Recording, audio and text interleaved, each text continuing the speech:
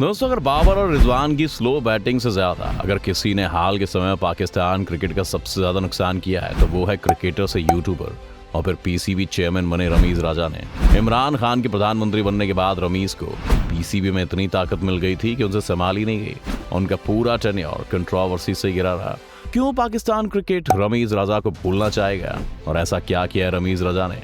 आइए जानने की कोशिश करते हैं आज की इस वीडियो में, तो बस अंत तक बने रहिएगा हमारे साथ। लेकिन वीडियो शुरू होने से पहले अगर आप इस चैनल पर नए हैं या आपने अभी तक इस चैनल को सब्सक्राइब नहीं किया है तो चैनल को सब्सक्राइब करना, बेल आइकन दबाना ना भूलें। रमीज राजा और उनका नाटक पीसीबी चेयरमैन बनने से पहले ही शुरू हो गया था, जब वो अपने यूट्यूब चैनल के जरिए लगातार पीसीबी को अटैक कर रहे थे। अपनी टीम और बोर्ड को क्रिटिसाइज करना बुरी बात नहीं है, लेकिन रमीज के स्टेटमेंट्स कुछ ज्यादा ही आगे निकल गए थे, जहां वो कह रहे थे कि पाकिस्तान तो ऐसी टीम हो गई है जिसे अफगानिस्तान भी हरा देगी, या पीसीबी किस तरह बाबर के पोटेंशियल को वेस्ट कर रहा है। रमीज ने तो ये तक कह दिया था कि पाकिस्तान वर्ल्ड कप के पूल स्टेज से भी आगे नहीं निकल पाएगी।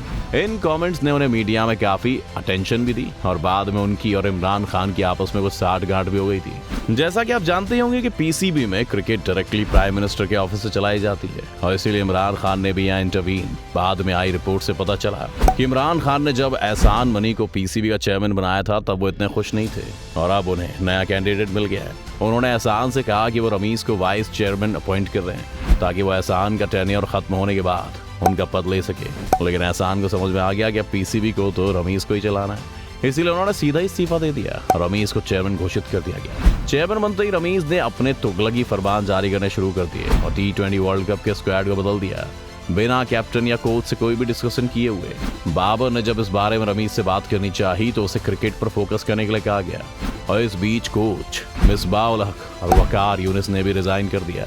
इसके बाद सितंबर 2021 में इंग्लैंड और न्यूजीलैंड ने अपना पाकिस्तान का टूर कैंसिल कर दिया।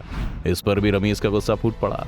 पहले तो रमीज शांत रहे, लेकिन बाद में वर्ल्ड कप के बाद उन्होंने कहा कि पहले तो हमें सिर्फ भारत को हराना था, लेकिन अब बदला लेने के लिए हमारे पास इंग्लैंड और न्यूजीलैंड भी है। अब अगर ये बात कोई भी फैन कहे तो जस्टिफाइड है, लेकिन पीसीबी का चेयरमैन बदला लेने की बात कर रहा है। क्या कोई टीम बदला लेने के लिए क्रिकेट खेलती है? इस तरह की भाषा का इस्तेमाल करना कभी भी जस्टिफाई नहीं किया जा सकता। लेकिन ये तो बस शुरुआत भर थी। इसके बाद तो रमीज के कई बयान आए, जैसा कि एक बार उन्होंने ये कह दिया कि भारत ने पाकिस्तान की स्ट्रैटेजी चोरी करके खुद की टीम को स्ट्रांग बनाया, या फिर ऑस्ट्रेलियंस ने पैसों के लिए अपना डीएनए बदल लिया है।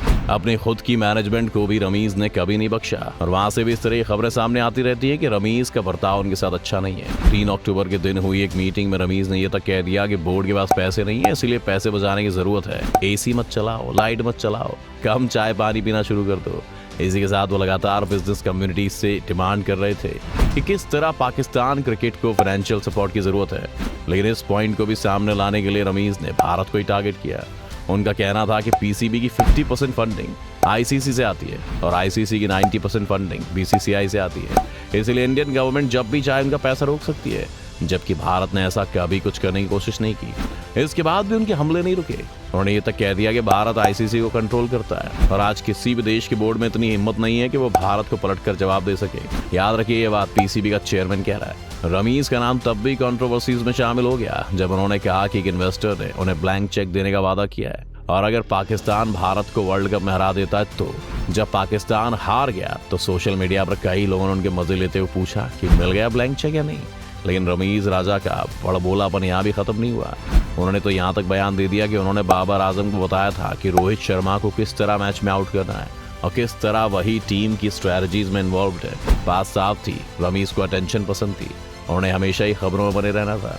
उनका एक बयान तो ये भी आया कि मैंने बाबर आजम को बोला है कि अगर तुम्हारे पीछे 400 लोग ऑटोग्राफ लेने के लिए मौजूद नहीं है तो तुम्हारे क्रिकेट खेलने का कोई फायदा नहीं है। यानी रमीज के मुताबिक क्रिकेट पैशन या देश के गौरव के लिए नहीं बल्कि फेम के लिए खेली जाती है। इसलिए शायद रमीज ने डोमेस्टिक सर्किट का भी खूब नुकसान किया और उन्होंने अंडर 13 और अंडर 16 की चैंपियनशिप्स को रद्द कर दिया। इसके पहले इमरान खान के कहने पर पाकिस्तान के डोमेस्टिक सर्किट को बदलकर ऑस्ट्रेलिया के ग्रेट क्रिकेट पर बेस कर दिया गया था, जिससे सिर्फ डोमेस्टिक सर्किट में 6 टीम्स ही बची थी और कई सारे डोमेस्टिक क्रिकेटर्स की कमाई का जरिया भी खत्म हो गया। वर्ल्ड कप की हार के बाद रमीज राजा का एक और बयान आया जिसमें उन्होंने ये कहा कि अब वो पाकिस्तान में ड्रॉप इन पिचेस लेकर आने वाले हैं अगर आपको नहीं पता तो ऑस्ट्रेलिया और न्यूजीलैंड में ड्रॉप इन पिचेस का कल्चर है, यानी कि स्टेडियम में जब भी मैच नहीं होता तो पिच को निकाल कर एक अलग जगह स्टोर कर दिया जाता है जहां उसे नरिशमेंट मिलता रहता है। फिर जब बाद में मैच होता है तो इसे वापस स्टेडियम में लगा दिया जाता है। लेकिन ऑस्ट्रेलिया और न्यूजीलैंड में ऐसा इसलिए किया जाता है क्योंकि वहां क्रिकेट स्टेडियम का इस्तेमाल बाकी स्पोर्ट्स खेलने के लिए भी किया जाता है और इससे पिच खराब होने से बच जाती है। लेकिन पाकिस्तान में तो ऐसा कुछ भी नहीं है। वहां तो क्रिकेट के लिए कभी भी स्टेडियम हाउसफुल नहीं होता। पाकिस्तान के स्टेडियम्स का मैनेजमेंट इतना खराब है कि पाकिस्तान एक्सपीरियंस नाम के पॉडकास्ट होस्ट शहजाद गियास ने एक बार बताया था कि एक लड़के को कराची स्टेडियम में इसलिए एंट्री नहीं मिली क्योंकि उसके पास मैच का ई टिकट था और स्टेडियम के गार्ड्स ने उससे उस टिकट का प्रिंट आउट निकलवा कर लाने के लिए कहा। ऐसे देश में रमीज ड्रॉप इन पिचेस लाना चाहते थे जिसमें हर पिच की कॉस्ट करीब 37 करोड़ रुपए थी, और वो भी किस लिए? क्योंकि रमीज को लगता था कि इससे वो फॉरेन कंडीशंस की पिच बना पाएंगे और पाकिस्तान के प्लेयर्स को 180 डिग्री प्लेयर बना पाएंगे। फिर इसके बाद होता है ऑस्ट्रेलिया का पाकिस्तान टूर, जहां वो टेस्ट सीरीज के लिए आए थे। लेकिन पहले ही दिन जब पिच देखी गई तो बिल्कुल बेजान सी पिच वहां पर थी जिस पर दोनों ही टीम्स ने खूब रन बनाए और मैच ड्रॉ हो गया। जब इस पिच को क्रिटिसाइज किया गया तो रमीज ने कहा कि उनकी स्ट्रैटेजी का हिस्सा था, वो जानबूझकर इस तरह की पिच बना रहे थे ताकि मैच ड्रॉ हो जाए। वो मानते थे कि पाकिस्तान के कई खिलाड़ी इंजर्ड हैं, इसीलिए वो मैच ड्रॉ करके WTC में पॉइंट्स लेना चाहते थे और वो न्यूजीलैंड और इंग्लैंड जैसी टीम्स को अच्छी पिच बनाकर हराएंगे।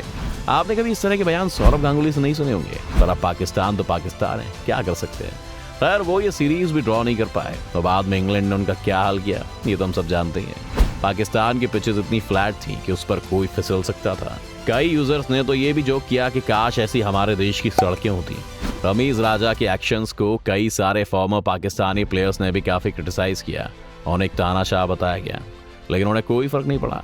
लेकिन फिर इमरान खान की सरकार गिर गई और रमीज के पास अब सपोर्ट खत्म होने वाला था। इसके बाद भी रमीज ने अपनी हरकत नहीं छोड़ी और आखिर में उन्हें हटाकर नजम सेठी को PCB की कमान दे दी गई। अब जब रमीज फिर से एक यूट्यूबर बन गए तो भी उन्होंने अपना काम नहीं छोड़ा है और अब भी वो पाकिस्तान क्रिकेट को नीचा दिखाने और उसे बर्बाद करने की पूरी कोशिश में लगे हुए हैं। जो ड्रॉप इन पिचेस वो मंगवाने वाले थे उसके लिए PCB ने 80 करोड़ का कॉन्ट्रैक्ट भी साइन कर लिया था, लेकिन फिर उसे कैंसिल कर दिया गया और बयान ये आया कि अभी असेस कर रहे हैं कि क्या पाकिस्तान में इस तरह की पिचेस सूटेबल है भी या नहीं। क्या ये काम पहले ही नहीं होना चाहिए था? खैर रमीज को लगा था कि वो नायक के अनिल कपूर की तरह आकर एकदम से PCB को बदल कर रख देंगे, लेकिन वो PCB के मोगैम्बो बनकर ही रह गए और इसीलिए आज कोई भी उन्हें पूछने वाला नहीं है। पर हो सकता है इमरान खान के वापस आने पर रमीज का वक्त भी पलट जाए।